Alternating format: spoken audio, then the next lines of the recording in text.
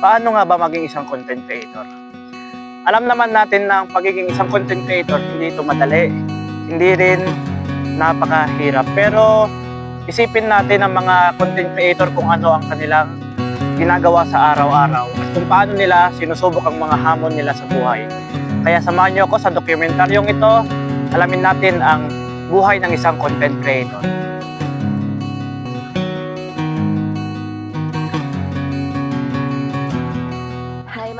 Hi, hello everyone. My name is Charles Batubato. I am 18 years of age and I'm from Barangay Malapopo, Municipality of Mangkataram. Isa po akong young student and grade 12 and isa po akong beginner lamang po sa industriyang content creator.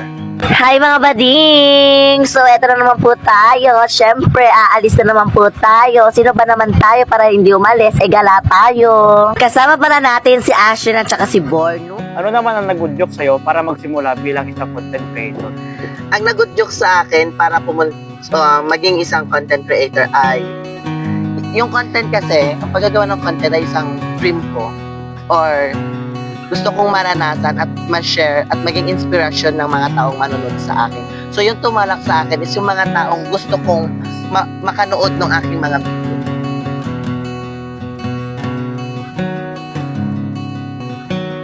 Ano naman ang mga hamon na nararanasan mo noong nagsisimula ka pa lang bilang isang content creator? Ang mga hinarap kong hamon sa pagsisimula ko sa paggagawa ng mga video ko at pag-upload ay syempre sa Facebook kailangan mo ma-monetize. So napakahirap niyang ma-achieve yung mga monetize na yun, yung mga add-ons reel. Kailangan mo yung mga yun din. Kailangan mo din ng mga views. Hindi mo alam kung saan ka kukuha ng maraming views. At saka yung hamon din doon, syempre yung mga bash. Syempre yung cellphone na gagamitin mo, hindi siya quality or hindi siya magandang camera. So yun yung mga hamon na naharap ko nung ako ay nagsisimula. Sa pagiging isang content creator, paano mo naman pinaplano ang mga ideas mo? So, dito naman tayo kung paano ko napaplano yung mga idea ko sa isang video. So, yung pagpaplano ko doon, kasi yung video ko is daily life. So, dapat lahat ng aking ginagawa everyday, dapat nandoon sa video ko. Hindi siya scripted. Yun yung talagang iniisip ko. Dapat hindi siya scripted, dapat kakaiba siya. Dapat talagang magiging inspirational sa mga manonood at magbibigay ng mga idea kung ano yung pwede nilang gawin kapag gusto nilang maging isang content creator. So sa pagde-daily life or sa pag-share natin ng mga ginagawa natin, hindi natin alam, nagiging inspirational pala sa mga nanonood. Ano naman ang pinakamalaking challenge mo sa paggawa ng content? Ang pinaka-challenges sa paggawa ng content, syempre yung pag-e-edit. Syempre, voice record siya.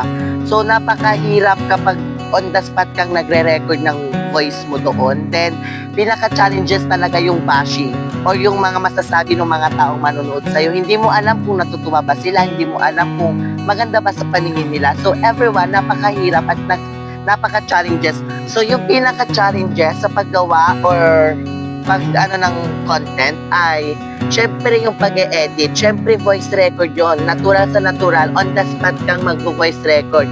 So, yung pag-edit na yon dapat kailangan plakado, kailangan maayos yun para yung manonood, maayos yung pagkakapanood nila. Or everyone, hindi natin alam din kasi kahit na maganda na sa atin, hindi natin alam na maganda ba sa kanila, maayos ba. So, napaka-challenges talaga sa being a content creator ay yung pag-i-edit kasi hindi mo alam talaga yung masasabi ng mga tao. Siyempre, mapabash ka doon sa comment section. So, yun, challenges talaga sa akin. Ano ang pakiramdam na magkaroon ng malaking following?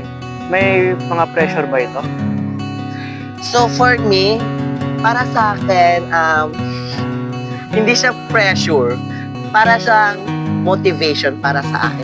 Kasi kung maraming nanonood sa'yo, maraming sumasubaybay sa'yo, matutuwa ka at maraming may isip na content na gusto mong mapanood nila. Siyempre kapag marami ka ng following, talagang magfo-focus ka na sa pag-vlog, sa paggagawa ng content.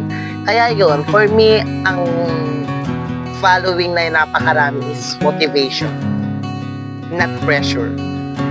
Bilang isang content creator, ano ang mga responsibilities mo?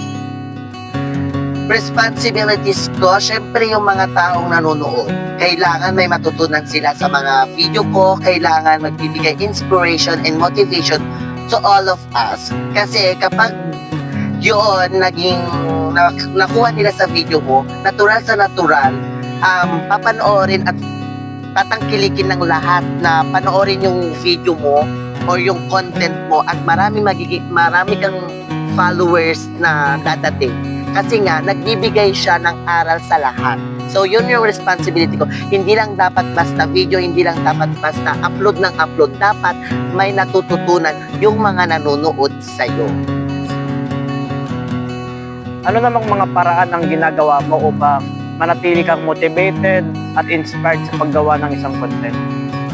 Nagiging motivated ako in the way na iniisip ko yung pangarap ko. Pangarap kong dumami yung followers, makilala. So yun, hindi nawawala sa tingin ko yung point na ganun. Kasi nga, yun talaga yung magbibigay ng inspiration mo. Kung ano yung purpose mo, bakit ka nag-content creator, anong purpose mo sa paggagawa ng ganyan, bakit, diba?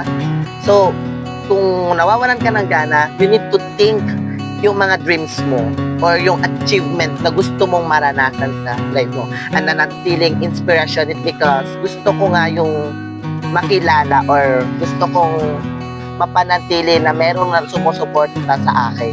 Yung may nakakakilala sa akin. Bakit? Sino ako? Sino ako? Ano yung background ko? Yun po yung nagiging inspiration. So, last na question.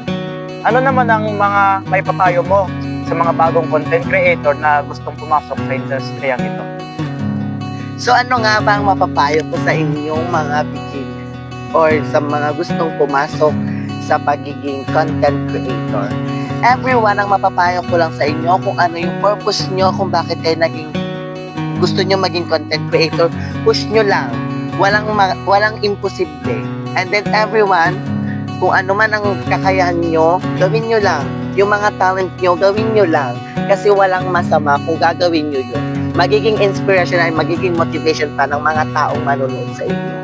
So everyone, go with the flow lang tayo dahil meron pa ding resultang maganda at magiging motivated sa inyo sa paggagawa ng content. So everyone, push!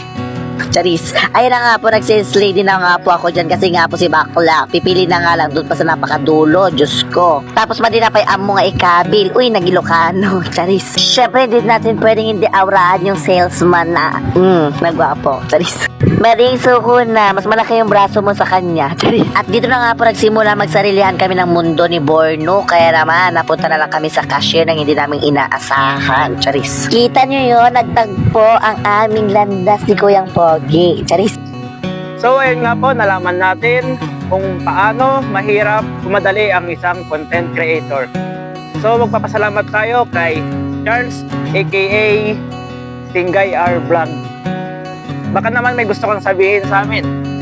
Meron akong gusto sabihin sa inyo. Don't forget to follow me on my official Facebook account, Tingay R Vlogs, and my YouTube channel, Tingay R. So everyone, don't forget to follow me and please support me as a beginner of content creation. Thank you po. Hindi madali maging isang content creator. Sabi nga nila, kapag gusto at kapag may pangarap, maraming paraan. Yan ang ipinapakita ni Charles sa ating episode ng dokumentaryo tungkol kung paano nga ba maging isang content creator.